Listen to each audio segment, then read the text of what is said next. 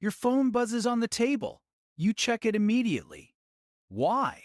It feels like a simple choice, but your brain is hijacked. We scroll for hours, believing we simply enjoy connecting with friends. Yet anxiety rises while satisfaction drops. Is this truly connection?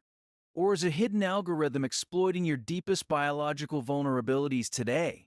You tell yourself that you can stop scrolling whenever you want, believing that your willpower is stronger than the flashing notifications on your screen.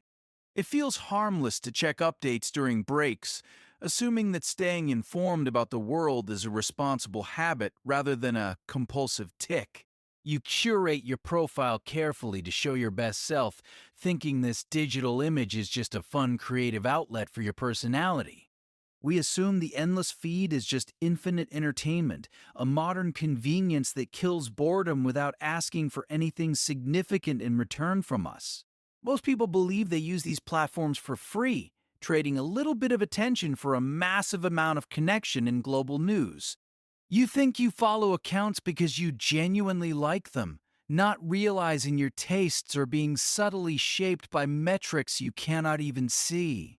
The belief persists that we are the customers here, served by technology giants who just want to help us share our lives with others. When you feel a phantom vibration in your pocket, you dismiss it as a quirky habit rather than a sign of deep neural conditioning. We defend our screen time by pointing to the benefits, ignoring the subtle erosion of our focus and the fragmentation of our daily attention.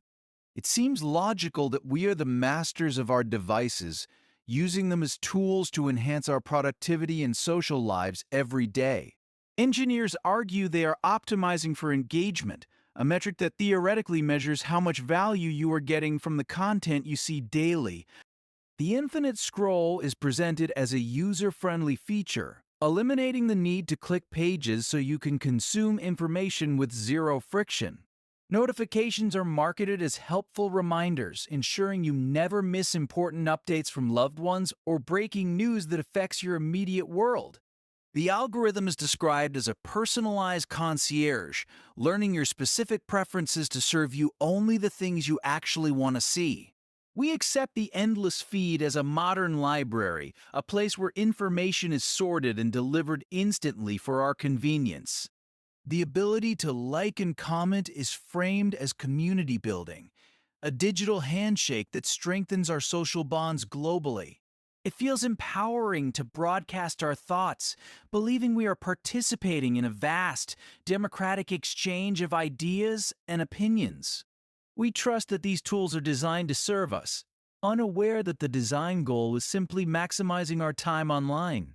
The interface is clean and intuitive, masking the complex psychological triggers buried deep within the code to keep us hooked. Research reveals that every notification triggers a dopamine spike, mimicking the chemical reward pathways found in gambling and substance addiction. The average user touches their phone over 2,000 times daily, a compulsive behavior driven by anxiety rather than genuine necessity. Studies show that the uncertainty of rewards, known as intermittent reinforcement, is the single most effective way to modify behavior. Brain scans indicate that social rejection online activates the same neural regions as physical pain, creating a visceral fear response. Tech insiders admit they exploited vulnerability in human psychology, deliberately creating feedback loops that bypass our rational decision-making processes. Data confirms that attention spans have shrunk significantly, with users struggling to focus on deep tasks for more than a few minutes. The infinite scroll removes stopping cues, preventing the brain from realizing it is time to move on to other activities. Algorithms prioritize polarizing content because anger generates more engagement than joy, actively radicalizing users to keep them glued to screens. Teens who spend more time on social media report higher rates of depression, linking screen time directly to declining mental health. The constant comparison to curated lives creates a deficit mindset, making users feel inadequate despite their own real-world achievements. Silence is now uncomfortable for many, as the brain craves the constant stimulation it has been trained to expect every moment. We are not the customers of these platforms. We are the product, sold to advertisers who bid for our fragmented attention. The design is adversarial, pitting 1,000 engineers and supercomputers against your willpower every time you unlock your smartphone screen. This is an extraction economy, mining human attention for profit while leaving behind a weary, anxious, and distracted global population. The cost of free service is privacy, allowing immense data profiles to predict your future behavior with frightening accuracy every single day. Fake news spreads 6 times faster than the truth because falsehoods are designed to be novel and emotionally provocative for everyone online. Political polarization increases as algorithms isolate users in echo chambers, reinforcing existing biases without ever challenging any uncomfortable opposing viewpoints here. Silicon Valley executives strictly restrict their own children from using screens, knowing the addictive potential of the products they build for us. We are losing the capacity for solitude, constantly seeking distraction instead of confronting our internal thoughts and feelings alone right now. The brain seeks novelty like food, forcing us to check for new information even when we are totally satisfied and content. Variable rewards create a compulsion loop, similar to a slot machine lever that you pull hoping for a jackpot every single time. Social validation is a primal need, making likes and comments feel like essential tribe acceptance rather than just empty digital metrics here. The fear of missing out drives anxiety, triggering a survival instinct that warns us against being excluded from the group right now. Confirmation bias filters our feed, showing us only what we agree with and hiding anything that challenges our worldview effectively today.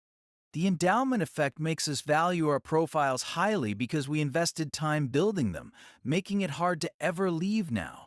Loss aversion keeps us scrolling, fearing that if we put the phone down, we might miss something truly important online today. Reciprocity norms dictate that if someone follows you, you must follow back, creating a cycle of obligation and engagement for everyone involved. The mere presence of a smartphone reduces cognitive capacity, draining brain power even when the device is silent and face down nearby. We mistake connectivity for connection, trading deep, meaningful relationships for broad, shallow interactions that require less emotional effort from us today.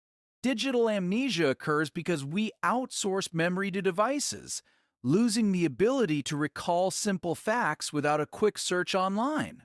The infinite scroll exploits unit bias, denying us the satisfaction of finishing a task, leaving us in perpetual consumption mode forever. Social comparison theory explains why we feel inadequate, measuring our messy behind-the-scenes reality against everyone else's polished highlight reel online today. Dopamine loops are reinforced by random rewards, making the anticipation of a notification more pleasurable than the actual notification itself effectively. We are fighting millions of years of evolution, trying to resist superstimuli that our ancient brains were never built to handle alone. The battle for your attention is real, rigged by powerful algorithms explicitly designed to extract your time and data every single day. Awareness is the only defense we have, allowing us to reclaim focus by setting strict boundaries around our digital consumption habits now. Turning off every non-essential notification breaks the cycle, giving your brain the necessary space to reset and function normally again right now. You must curate your feed ruthlessly to serve you, unfollowing accounts that trigger inadequacy and following those that inspire real growth daily.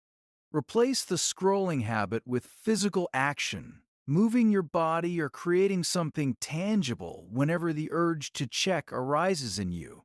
You must reconnect with the physical world around you, observing nature or people without the filter of a screen between you today. You must value your attention as a finite resource, spending it only on things that truly matter to your long-term goals now.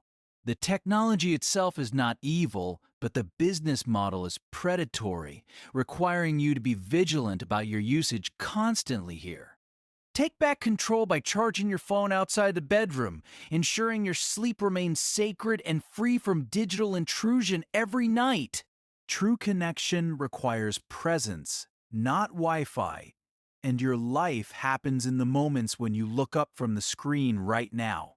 If you recognize these patterns in your own life, you are already one step closer to breaking free from the algorithm today.